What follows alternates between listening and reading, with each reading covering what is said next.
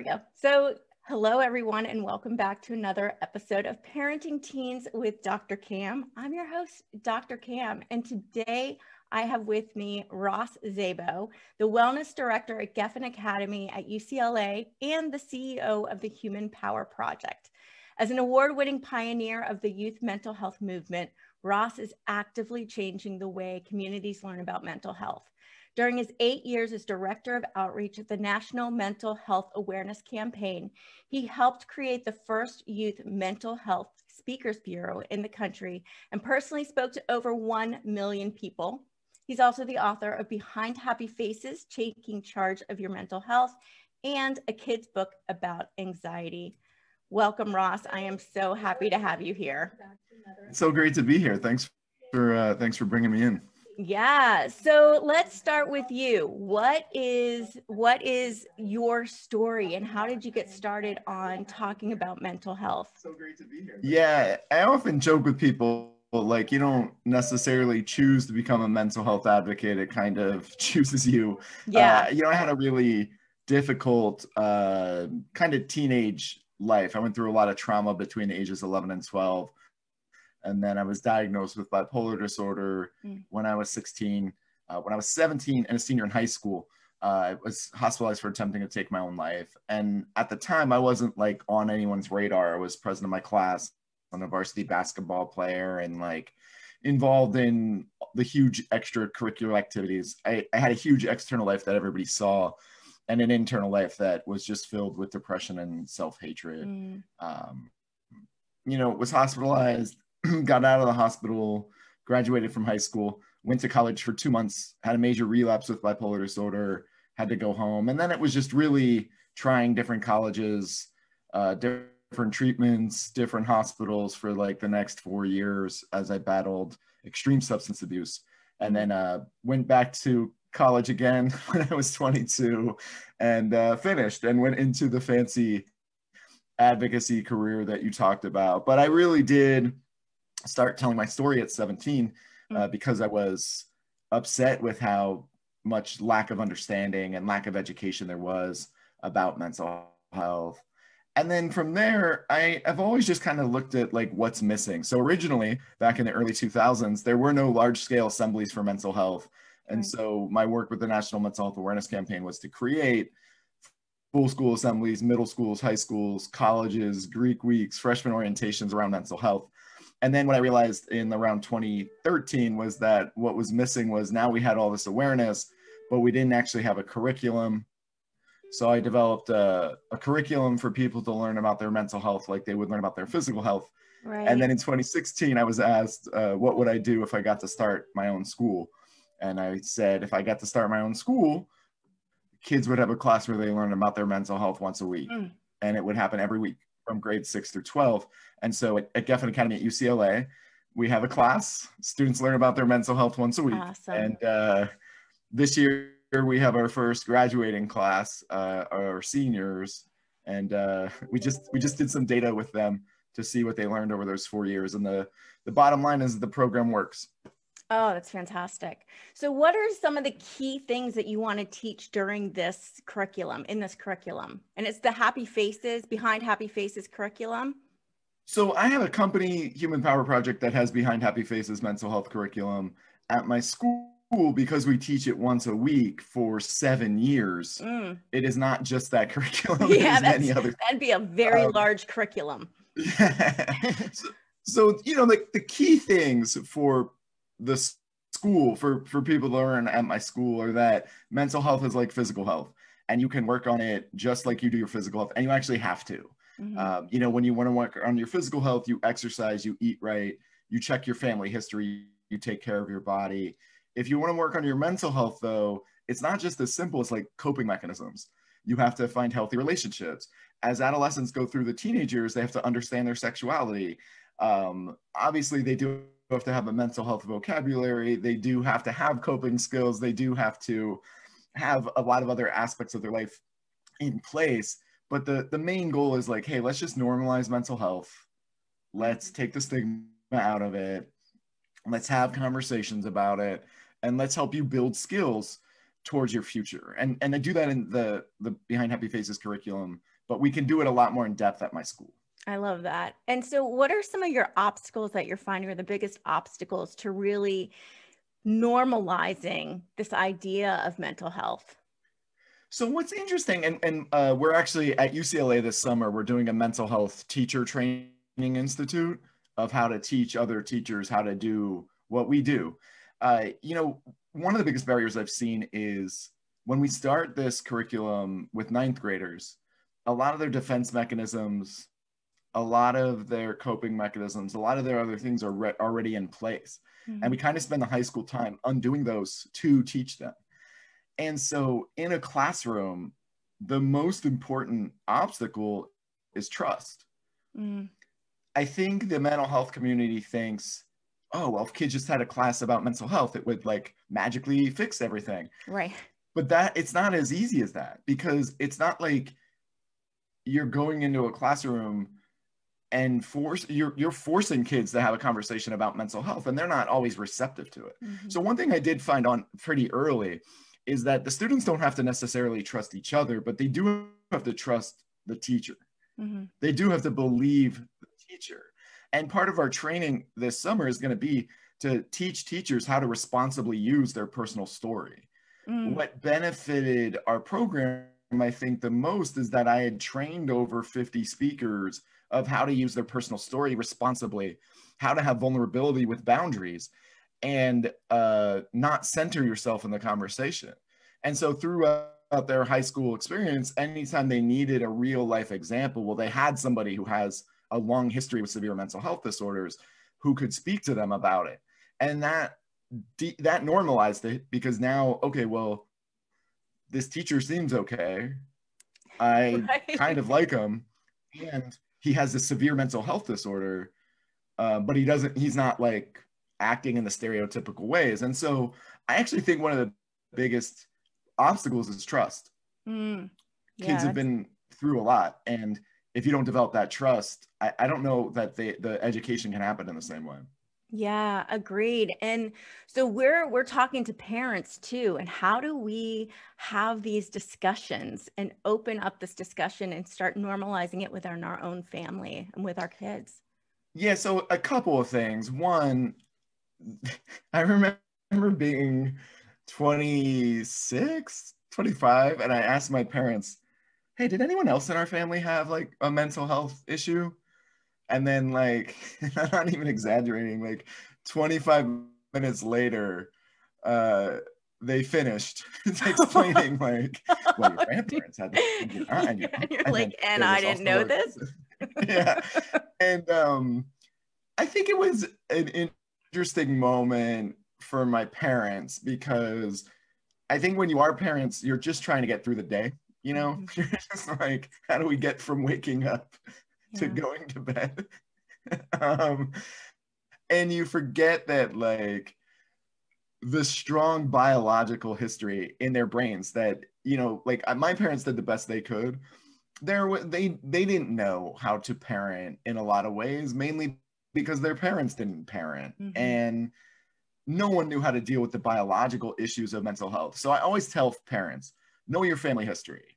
Mm. If you know that there is a large family history of anxiety or whatever it is, you have to start looking for those signs in your kids. But you also have to talk to your kids. Like, what's fascinating to me is we live in a society right now where people are getting preventative mastectomies because they know that there's such a strong family history of breast cancer that, like, they'll preventatively be like, I don't want to mess with this.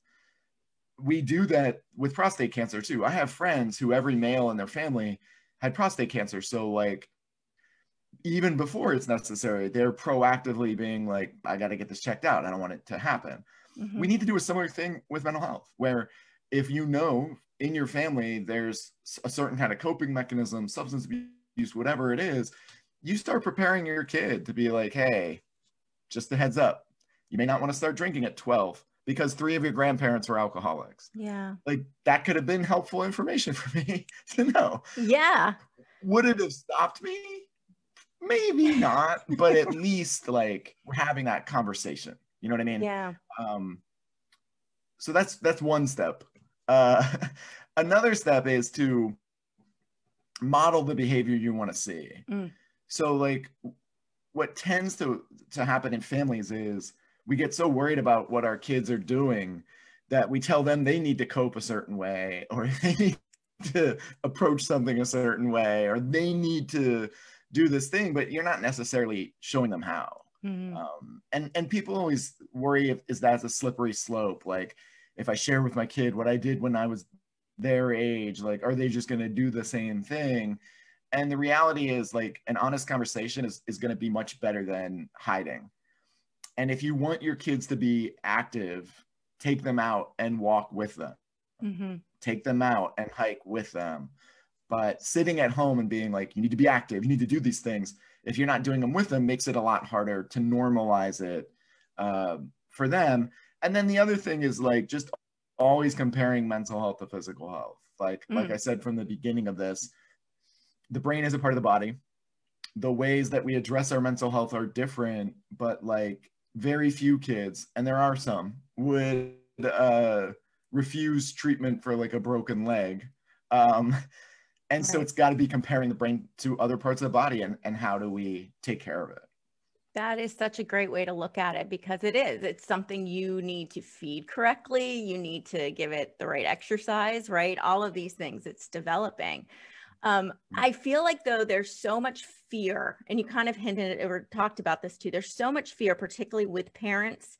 Like when you're talking about the family history and sharing these things, I think a lot of parents know this information and they become very concerned and very kind of protective of those areas. And I don't know if that in itself could cause some issues as well. If you're can you be overly fearful or overly protective in these ways? Yeah, I think that there's just a lot of fear in older generations to talk about mental health at all, right? Yeah.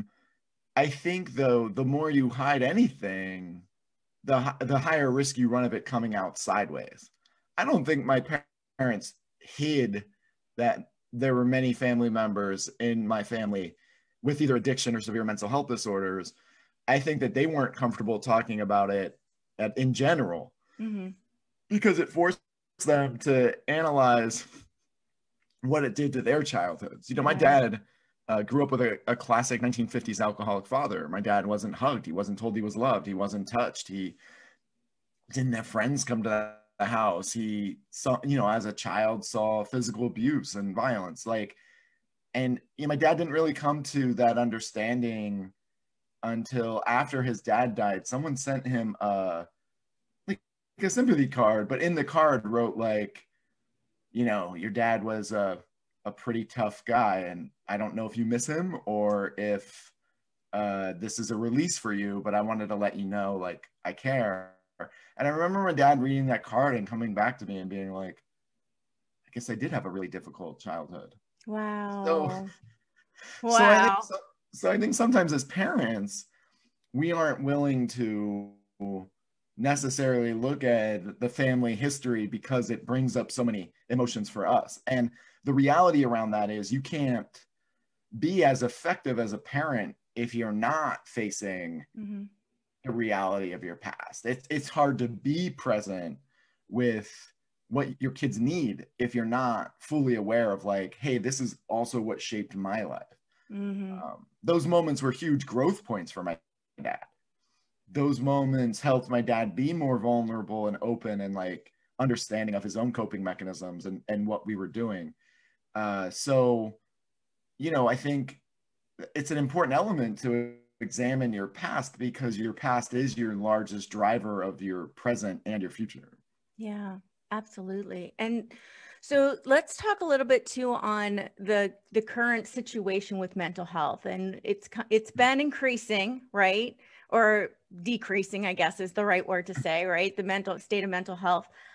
What do you feel in your mind or from your experience is contributing to that decline? So there's a couple things. There's a couple things. I think number one, we are in a digital age of communication. And, you know, there's a researcher at UCLA, her name's Marianne Wolf, and she's tracked like, what did the advent of language do for humans? What did the advent of deep reading do for humans? And now what is the advent of the digital age doing? And we do know that the digital age is creating more anxiety, just because like you have a phone, you have access to news, you are inundated by screens, like all this other stuff. So there has been a shift in the evolution of human communication that we can't ignore. And then at the same time that evolution was happening, mental health awareness between 2000 and 2020 like exploded. And so people are much more aware of terminology. But I think one of the most damaging things in that is that we don't have a strong vocabulary for mental health. And so part of me believes the reason we're seeing so many people having anxiety disorders is in some ways we've replaced the word nervous with anxiety. Yeah. Nervousness is something that lasts a short amount of time and goes away. Everybody has it. Anxiety is an uncontrollable feeling that builds and builds and may lead to panic attacks and feeling like you're going to die and things like that. And if we're just replacing the word nervous with anxiety, well, like, we're not using the right vocabulary. And I think the other thing that's happening is we're doing that with a lot of issues. We've replaced the word sad or feeling depressed with depression. Oh, you have depression. No, that person had a bad day. That is not depression. Oh, you have depression. No, they went through a breakup. That doesn't necessarily mean you have depression. Right. And so I do think we have seen a shift in society. We have seen a shift in awareness, but we have not seen the shift of coping skills and vocabulary that we need to go with those shifts. And so things are confusing for people of all ages. And then what you're seeing is more people today now are willing to seek help, but they're still not willing to talk about it. You know, like I do a lot of corporate presentations too. And like corporations will see that the number one thing their employees are using is antidepressants or like psychiatric medication. But no one in that workplace knows someone else on medication. So like, right. It's not talked about. Yeah. So I think those are the biggest contributors. Yeah. I feel like there has been an enormous change in that. I remember living in LA a bazillion years ago, and all of a sudden everyone had a therapist. It was like, who's your therapist? And I was like, what is this? Because I came from the East Coast. Nobody had a therapist, at least that you talked of. And now it was like, oh, let's share names of therapists. You know, what was in your therapy session? And I feel like that's kind of expanding. But there's still this sense of, if you have to seek help, there's something wrong with you. And so that's why we don't like to talk about it. And, you know, how do we address that concern, that stigma with it? And, you know, how are you starting to overcome that stigma? Well, again, I think it's sharing your story. I think that is a really important piece. I learned at a really young age that if you share your story, it opens other people to feeling safe enough to share their stories.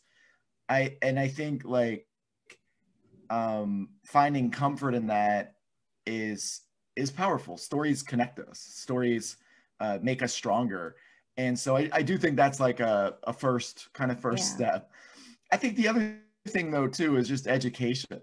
You know, when we have health issues happen to us that are physical health, we tend to like, and I'm guilty of this too, search it on the internet before we even go to the doctor.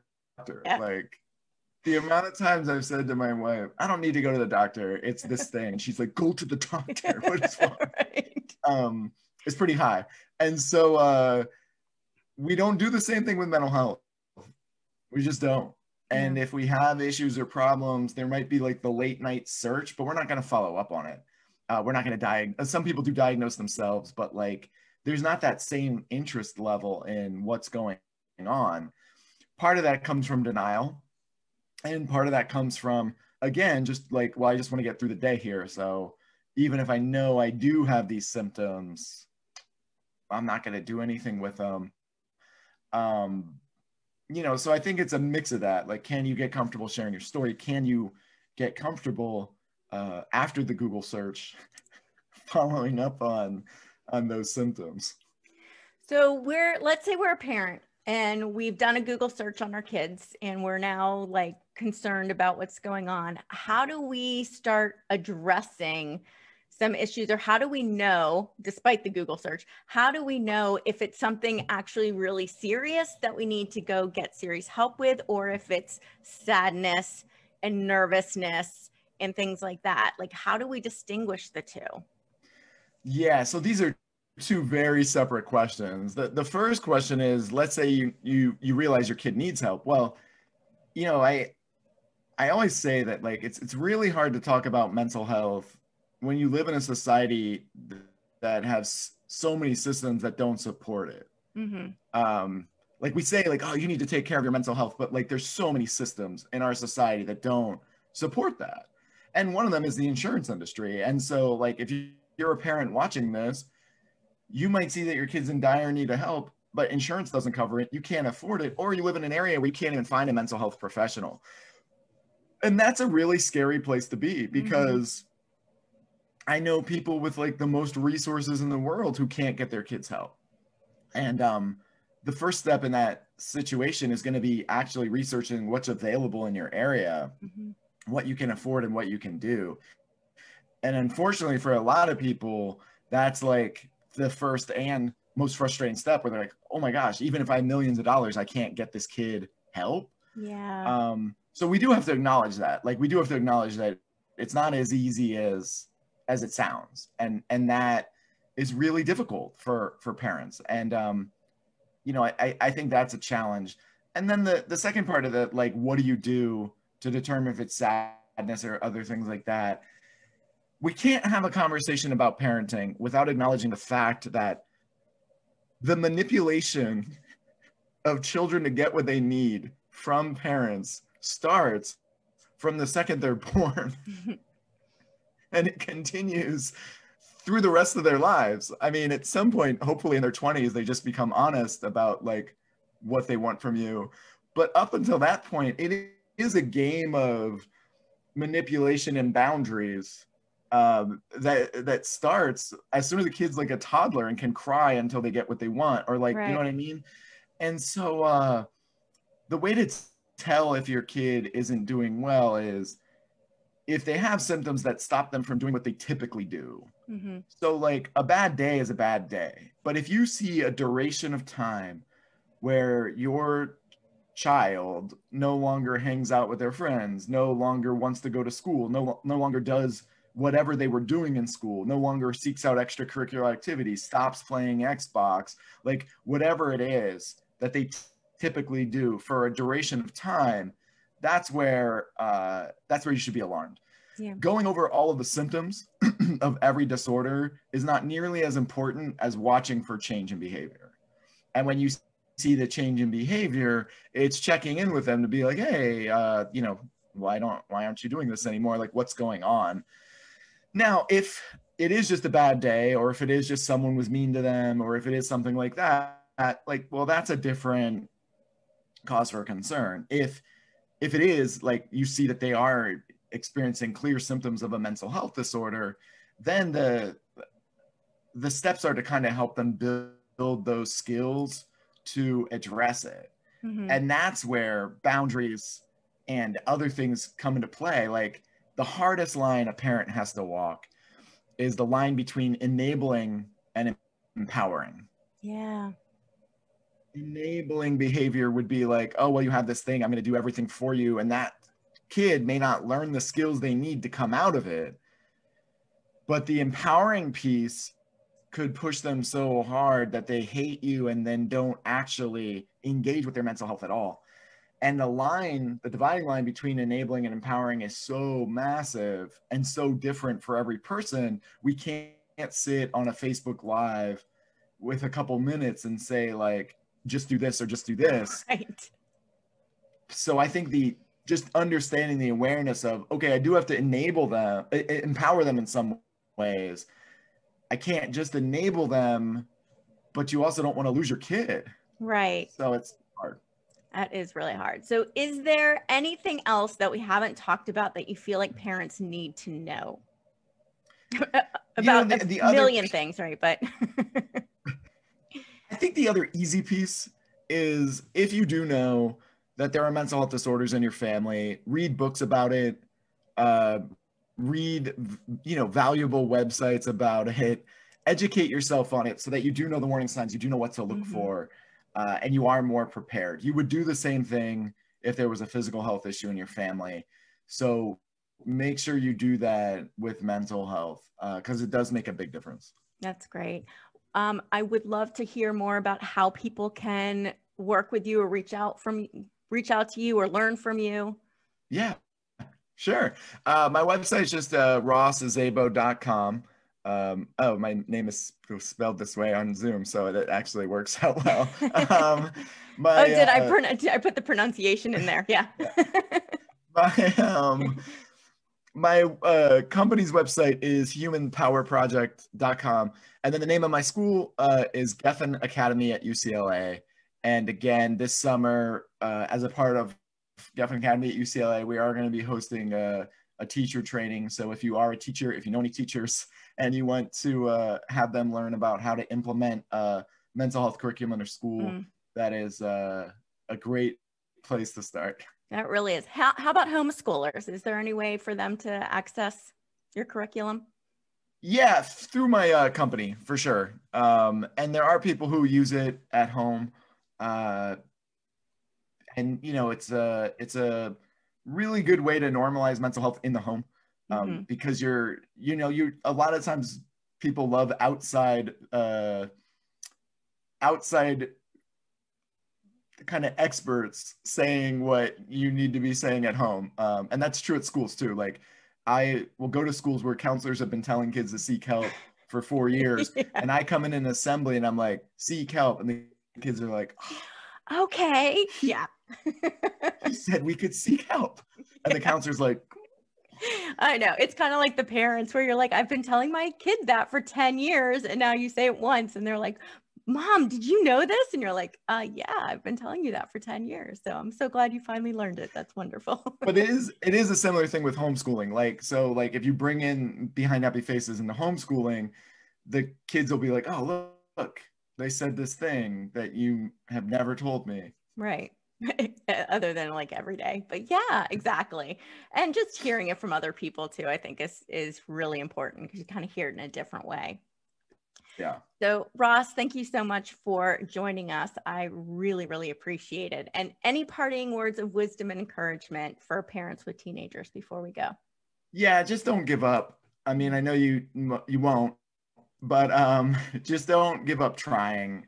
I think parenting teenagers is probably the biggest act of patience you can have in your life. Right. And know that like the more persistent you are, the more consistent you are, the more you believe in what you're telling them, it does get through. It may not get through right away. It may not get through in the timeline you hope, but don't give up, keep trying. And most importantly, take care of your mental health in the process, because if you aren't taking care of your mental health, you really can't be there for the mental health needs of your kids. So, keep doing everything you can, and rely on others for support where you need it. I love that. And yes, it's so important to take care of ourselves first so that we are there for our kids. So that is so, so very important. I think a lot of parents sacrifice their own health to take care of their kids. And then we kind of become smaller and smaller. And so thank you for that. That's really great advice. So again, Ross, I'm so grateful you could join us today. And I want to thank the parents for taking time out of your busy days to join us as well. If you enjoyed this episode and all the amazing nuggets of information that Ross shared with us, please take a quick moment to rate and review. This helps other parents like you find the show, and feel free to share it with a friend too. Have a peaceful, positive, calm day.